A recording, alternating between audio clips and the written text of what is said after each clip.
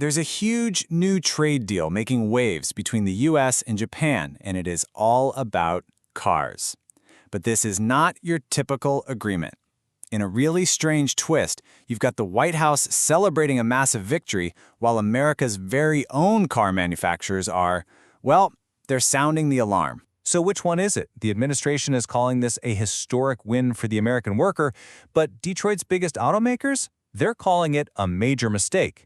To understand how two sides can look at the exact same deal so differently, we've got to dig into what's actually inside. And really, it all boils down to this single number, 15%. That is the new tariff the US is going to put on all cars and auto parts coming in from Japan.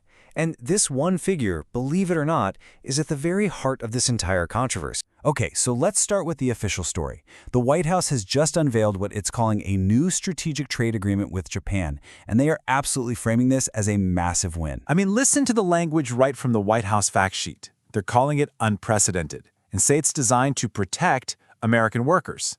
The message they're sending is crystal clear. This is about defending the U.S. economy and its workforce. So the administration's goals here are pretty straightforward. They want to rebalance what they see as a really lopsided trade relationship.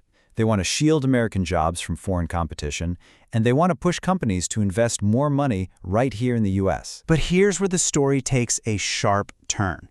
At the very same moment the White House was celebrating, some really powerful opposition was building in a place you would not expect: the heart of the American auto industry itself. In a joint statement, the giants of Detroit used language that was the complete, polar opposite of the White House's.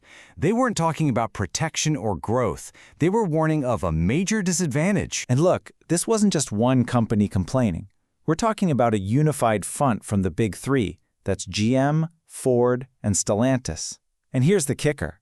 They were joined by the United Auto Workers Union, the very people the deal claims it's supposed to be protecting. So what gives? Why the huge disconnect? Why on earth would American car companies oppose a deal that's supposedly designed to help them?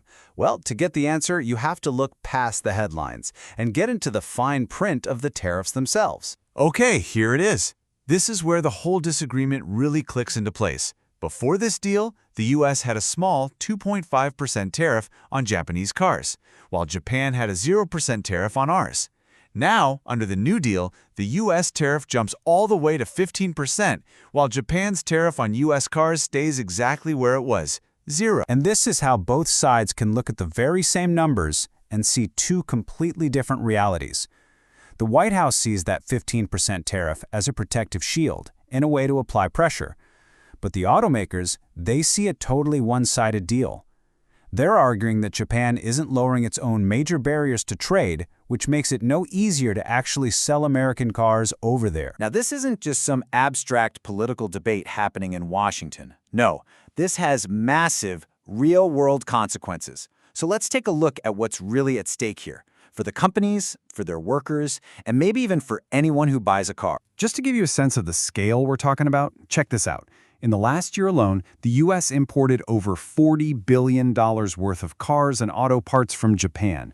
This is a massive, deeply connected global supply chain. You can see it right here. The gap between what the U.S. exports to Japan in the auto sector versus what we import from them is pretty significant. And it's this imbalance that the administration says it wants to fix with this new tariff. But what does a tariff actually cost a company? Well, to put it in perspective, during some other recent trade disputes, General Motors reported that it absorbed $1.1 billion in tariff-related costs in a single 3-month period. That's a staggering amount of money that has to come from somewhere. So when companies get hit with billions in new costs pretty much overnight, they face some really tough choices. First, they can just eat the cost, which crushes their profits. Second, they could try to move production to avoid the tariff, but that can mean moving jobs. Or third, they pass that cost on to you, the car buyer, through higher prices. And let's be honest, none of those are good options. And this right here brings the UAW's fear into sharp focus.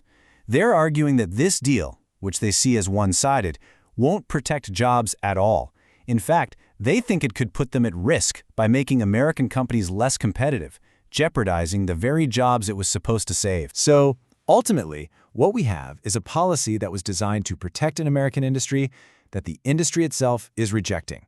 It forces us to ask a really fundamental question about trade in our modern interconnected world. When a tariff gets put in place, who really pays the price? Is it the foreign country, the domestic company, the worker, or is it the consumer? This deal has put that question front and